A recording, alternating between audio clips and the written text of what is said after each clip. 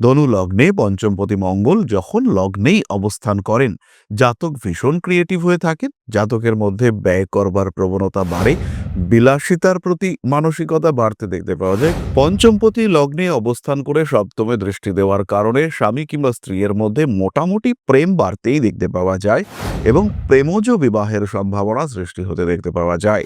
এই যোগে জাতক প্রেমিক প্রেমিকা স্বামী স্ত্রী এদের জন্য সবকিছু করতে পারে, এদের প্রেম অত্যন্ত গভীর হতে দেখতে পাওয়া যায়। মিথুনে মঙ্গল অবস্থান করলে পরে জাতক বা জাতিকার মধ্যে রোমান্টিকতা ভীষণভাবে বাড়তে দেখতে পাওয়া যায়।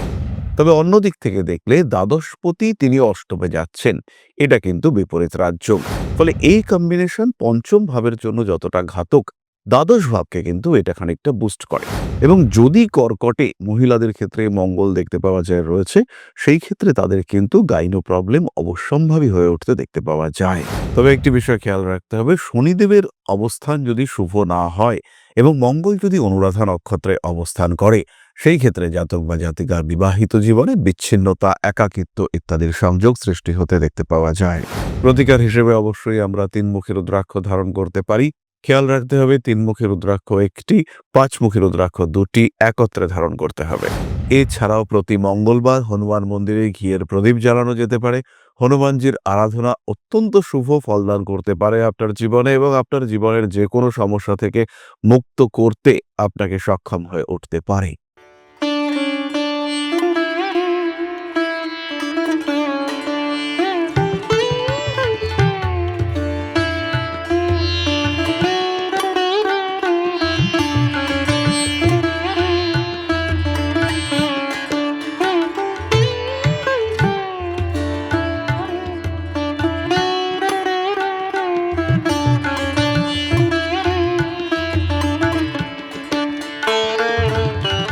নমস্কার, ঋষিবাণী ইনস্টিটিউট অব ভেদিক অ্যাস্ট্রোলজির পক্ষ থেকে স্বাগত জানাই আজকের জ্যোতিষ আলোচনায়। আমি শান্তনু আপনাদের সঙ্গে। আলোচ্য বিষয় মঙ্গল। বিশুদ্ধ জ্যোতিষের এই আলোচনায় আমরা জানব ধনু রাশি বা লগ্নের মানুষ যখন মাঙ্গলিক হয়ে থাকেন তখন তাদের জীবনে কি ঘটতে পারে, কি ঘটে আদৌ তাদের জীবনে, কোন দিক থেকে সমস্যা বাড়ে কিংবা কোন দিক থেকে সমৃদ্ধি বাড়ে, সেটিকে খুঁজে বার করবার চেষ্টা আজকের এই আলোচনায় আমরা করতে চাইব। বৃহস্পতির দ্বারা প্রভাবিত অত্যন্ত গুরুগম্ভীর প্রকৃতির এই রাশি বা লগ্নের মানুষজন হয়ে থাকেন। রেসপন্সিবিলিটি লেভেল এটাও কিন্তু এদের বেশি থাকে, তার সঙ্গে সঙ্গে হিউজ কন্ট্রোল, নিজের ড্রিম ডেস্টিনি, নিজের কাজকর্ম, নিজের অ্যাক্টিভিটি, তার উপরে হিউজ কন্ট্রোল আমরা দেখতে পাই। ধনুরাশি বা লগ্নের মানুষ তারা কিন্তু অন্যদের থেকে অনেকটাই আলাদা। এদের যখন লগ্নে চতুর্থে, সপ্তমে, অষ্টমে কিংবা দ্বাদশে মঙ্গল অবস্থান করে তখন কি ঘটতে দেখতে পাওয়া যায় সেটাই আমরা খুঁজে বার করবার চেষ্টা করব। ধনু লগ্নে পঞ্চমপতি মঙ্গল যখন লগ্নেই অবস্থান করেন, জাতক ভীষণ ক্রিয়েটিভ হয়ে থাকেন, জাতকের মধ্যে ব্যয় করবার প্রবণতা বাড়ে, বিলাসিতার প্রতি মানসিকতা বাড়তে দেখতে পাওয়া যায়। কিছুটা রিজিড, কিছুটা রাগী, কিছুটা অ্যাগ্রেসিভ টাইপের হয়ে থাকেন ধনুরাশির মানুষরা যখন লগ্নেই মঙ্গল অবস্থান করে। পঞ্চমপতি লগ্নে অবস্থান করে সপ্তমে দৃষ্টি দেওয়ার কারণে স্বামী কিংবা স্ত্রীর মধ্যে মোটামুটি প্রেম বাড়তেই দেখতে পাওয়া যায় এবং প্রেমজ বিবাহের সম্ভাবনা সৃষ্টি হতে দেখতে পাওয়া যায়। এই যোগে জাতক প্রেমিক প্রেমিকা স্বামী স্ত্রী এদের জন্য সবকিছু করতে পারে, এদের প্রেম অত্যন্ত গভীর হতে দেখতে পাওয়া যায়। কখনো কখনো মাথা গরম থাকে, কিন্তু সেই মাথা গরম যে বিরাট সমস্যা সৃষ্টি করে তা একেবারেই নয়। তবে এই ক্ষেত্রে খেয়াল রাখতে হবে, যদি মূলা নক্ষত্রে মঙ্গল অবস্থান করে সেই ক্ষেত্রে একটু একাকিত্বের দিকে ঠেলে দেওয়ার টেন্ডেন্সি দেখতে পাওয়া যায়। ম্যারিড লাইফে বহু সময় দেখতে পাওয়া যায় সেপারেশনের একটা টেন্ডেন্সি তৈরি হয়েছে, কিন্তু সেটা বহু সময় যেমন দেখতে পাওয়া যায় আবার আরো বহু সময় দেখতে পাওয়া যায়ও না। এরপরে আমরা চলে আসব চতুর্থে মঙ্গল। ধনুলগ্নের চতুর্থে এই মঙ্গল এটা কিন্তু বিরাট শুভ নয়। জাতক বা জাতিকার মধ্যে পারিপার্শ্বিক ইনফ্লুয়েন্স অনেক বেশি থাকতে দেখতে পাওয়া যায়, যেটা ম্যারিড লাইফে ভালো রকম ডিস্টারবেন্স ক্রিয়েট করতে চেষ্টা করে। জাতক বা জাতিকার মধ্যে অ্যাগ্রেসিভ বিহেভিয়ার আসে, মায়ের একটা প্রভাব এটা ভীষণভাবে দেখতে পাওয়া যায় এবং মায়ের এই প্রভাবের কারণে জাতক বা জাতিকার মধ্যে অস্থিরতা বৃদ্ধির সম্ভাবনা সেটা কিন্তু বাড়তে দেখতে পাওয়া যায়। সুতরাং চতুর্থে মঙ্গলের উপস্থিতি এটা কিন্তু একটু ভাবনা চিন্তা করতে হবে। আরেকটি বিষয়, এই চতুর্থে মঙ্গল যখন থাকে তখন কিন্তু প্রেমের কারণে, ভালোবাসার কারণে শিক্ষাক্ষেত্রে পড়াশোনায় বাধা আসতে দেখতে পাওয়া যায় এবং আঘাত প্রাপ্তির সম্ভাবনা এটাও বাড়ে। এরপরে আমরা চলে আসবো সপ্তমে মঙ্গল অর্থাৎ মিথুনে মঙ্গল। মিথুনে মঙ্গল অবস্থান করলে পরে জাতক বা জাতিকার মধ্যে রোমান্টিকতা ভীষণভাবে বাড়তে দেখতে পাওয়া যায়। বহু ক্ষেত্রে প্রেমজ বিবাহের সম্ভাবনা সৃষ্টি হয়, কিন্তু যেহেতু মিথুন মঙ্গলের জন্য খুব একটা স্যাটিসফ্যাক্টরি প্লেসমেন্ট নয়, তার জন্য কিন্তু আমাদের বেশ কিছু অশান্তিও ফেস করতে দেখতে পাওয়া যায়। ডিস্টারবেন্সেস আমাদের ভালো রকম আমরা ফেস করি এবং সমস্যা আসতে দেখতে পাওয়া যায়। স্পেশালি যখন মঙ্গল মৃগশীর্ষা নক্ষত্রে অবস্থান করে কিংবা আর্দ্রা নক্ষত্রের শেষ দুই চরণে অবস্থান করে, সেই ক্ষেত্রে কিন্তু মাঙ্গলিক যোগ বা মাঙ্গলিক দোষ এর কুপ্রভাব অনেকটাই বাড়তে দেখতে পাওয়া যায়।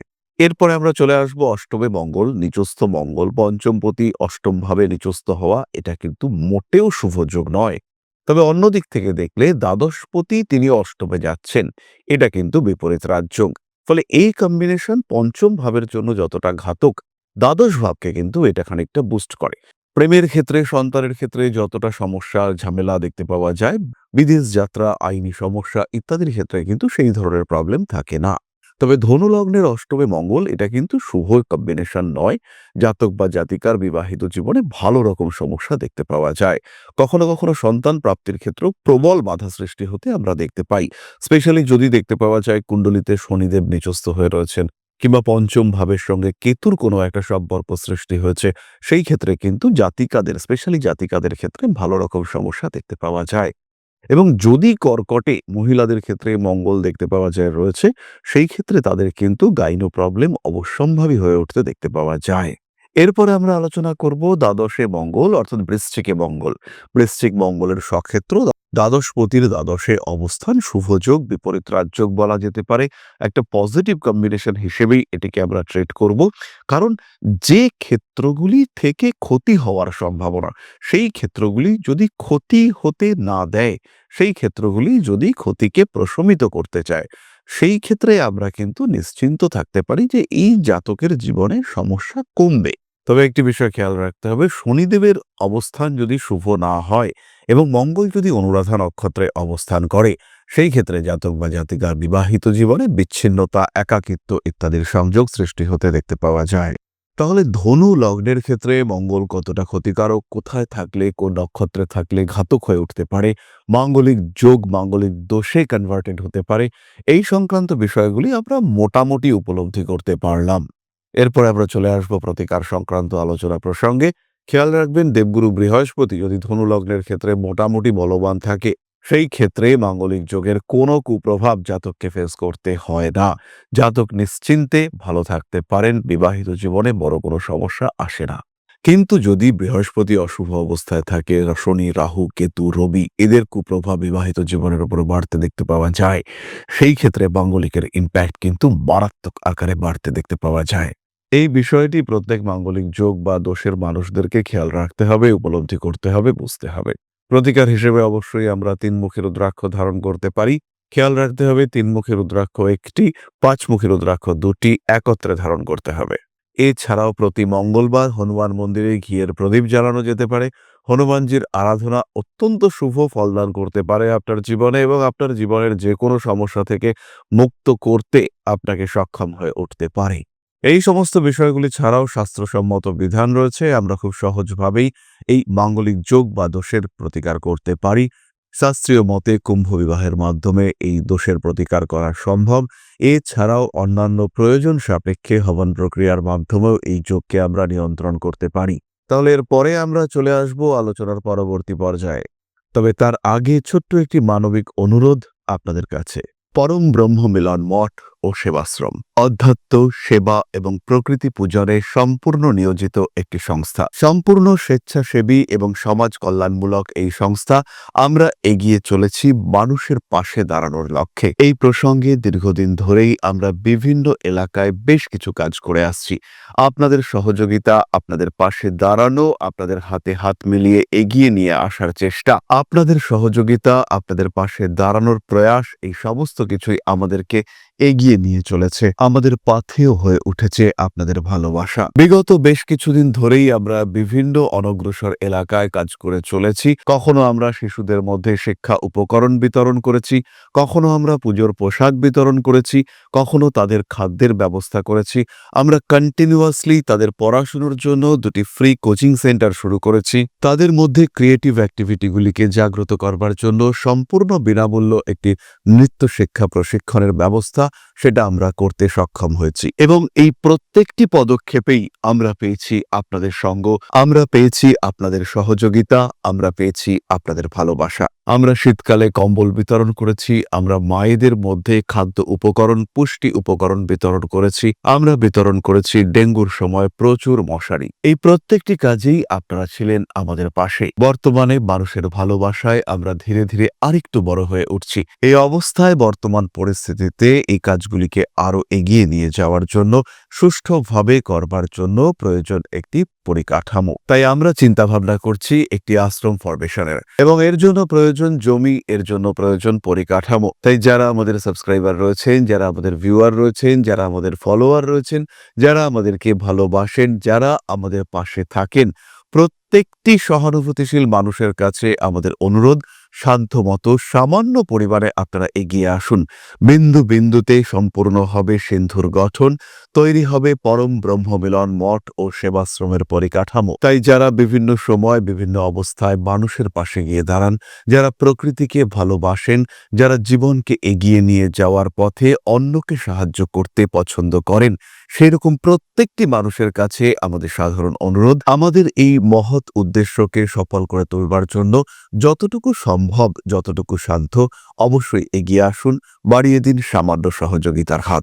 অধ্যাত্ম, সেবা এবং প্রকৃতি পূজনের এই মহান কর্মে, মহান ব্রতে ব্রতী হয়েছি আমরা। আমাদের সঙ্গে হাতে হাত মিলিয়ে আপনারাও যতটুকু সম্ভব এগিয়ে আসুন। সবার প্রচেষ্টায় এই বিরাট কর্মযজ্ঞ সাফল্যমণ্ডিত হবে। সবাইকে জানাই অগ্রিম ধন্যবাদ।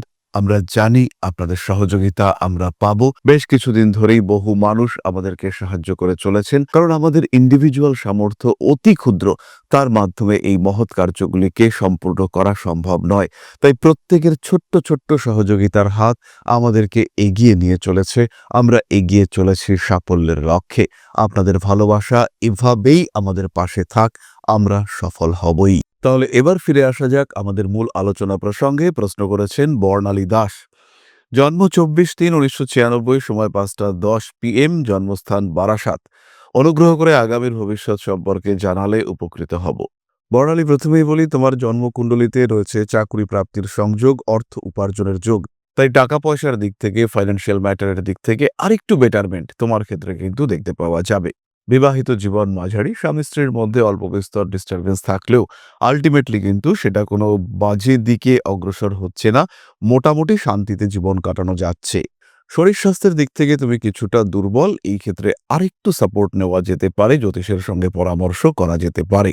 তাহলে আজকের আলোচনা আমরা আর দীর্ঘায়িত করব না। সবাই সুস্থ থাকুন, ভালো থাকুন, সঙ্গে অবশ্যই থাকুন। সাবস্ক্রাইব করুন আমাদের ইউটিউব চ্যানেলগুলিকে। ফিরে আসবো পরবর্তী আলোচনা প্রসঙ্গে। মা শ্রী শ্রী আদিশক্তির আশীর্বাদে আপনাদের প্রত্যেকের জীবন আরো আরো আরো সুন্দর হয়ে উঠুক, আরো সমৃদ্ধ হয়ে উঠুক।